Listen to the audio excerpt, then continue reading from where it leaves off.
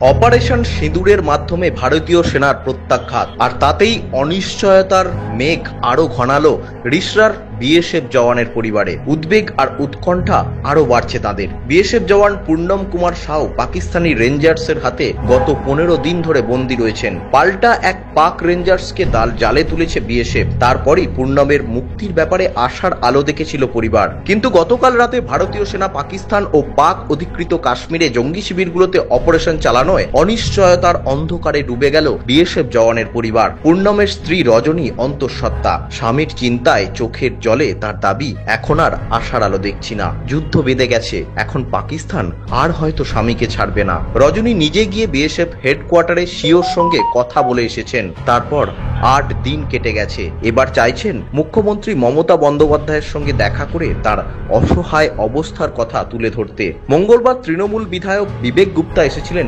রিসরায় ওই জওয়ানের বাড়িতে। তার মাধ্যমেই মুখ্যমন্ত্রীর সঙ্গে দেখা করার বার্তা দিয়েছেন পূর্ণম কুমার সাউয়ের স্ত্রী।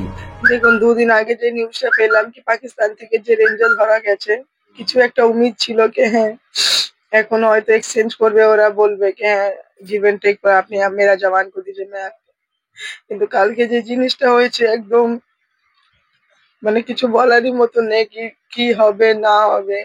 কেন কি যেই জিনিস আমরা ভেবেছিলাম হ্যাঁ ইউথ হবে, কিন্তু কালকেই হবে সেই জিনিসটা তো জানা ছিল না। আমরা ভেবেছিলাম ওর আগেই এনাকে হয়তো ওরা ইয়ে করে দিয়ে রিলিজ করে দিবে, কিন্তু কালকে কেন মনে করছেন এই সময় তো কূটনৈতিক আলোচনাও চলতে পারে না?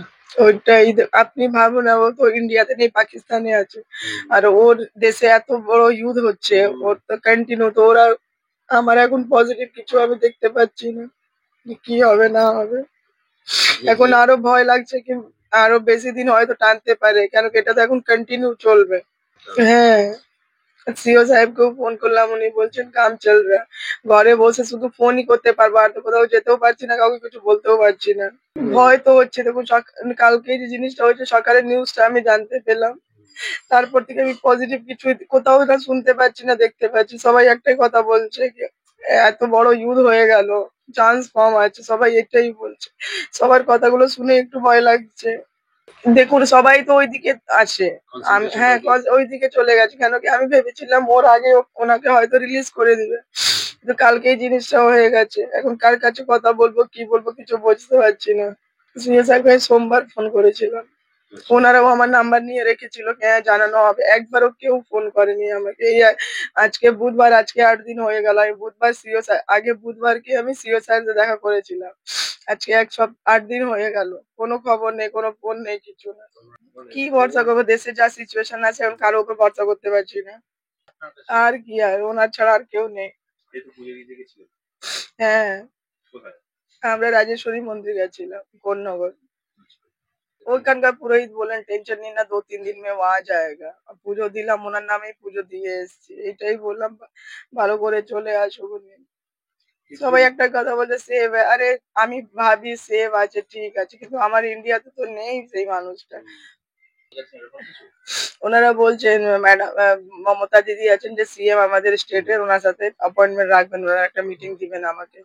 আমি ওনাদেরকে রিকোয়েস্ট করেছি কি আমি 10 মিনিটের জন্য দিদির সাথে নিজের ইচ্ছাটা বলতে চাই, এইরকম হয়েছে, আপনি একটা অ্যাকশন নিন। কেন কি আমাদের তো কেউ কথা শুনছে না, মেবি উনি কিছু করতে পারবেন। কবে যেতে পারেন বা কবে বলেছে 2-3 দিনের মধ্যে জানাবে ওরা। আপনি কিভাবে ইচ্ছাটা প্রকাশ করলেন? আমি বললাম কি স্যার দেখুন আমরা তো এখানে সবাই আপনারা আসছেন, কিন্তু একবার আমি স্টেটের যে সিএম ম্যাডাম আছেন মমতা দিদি, ওনার সাথে একবার দেখা করতে চাই। তো ওনারা ডিনাই করেনি, বলছে ঠিক আছে 2-3 দিন সময় দিন, আপনাকে অ্যাপয়েন্টমেন্ট দেওয়া হবে। নিউজ আজ বাংলা, হুগলি। নিঃসন্তান হওয়ার কারণ স্বামী বা স্ত্রী যে কেউ হতে পারেন। আইভিএফ এর অ্যাডভান্স সায়েন্স আর এক্সপার্ট কেয়ার লক্ষ লক্ষ কাপেলের স্বপ্ন সার্থক করেছে। তাই বন্ধাত্বকে হারাতে আপনাদের অবশ্যই আসতে হবে আরামবাগ প্রাণ আইভিএফ ফার্টিলিটি সেন্টারে। এখানে চিকিৎসা করিয়ে অনেক দম্পতি সন্তানের মুখ দেখেছেন। আমাদের ঠিকানা আরামবাগ বসন্তপুর আমতলা বিবেকানন্দ পল্লী 2 নম্বর রেলগেটের পাশেই। মোবাইল নাম্বার 7865858781 অথবা 7908098172।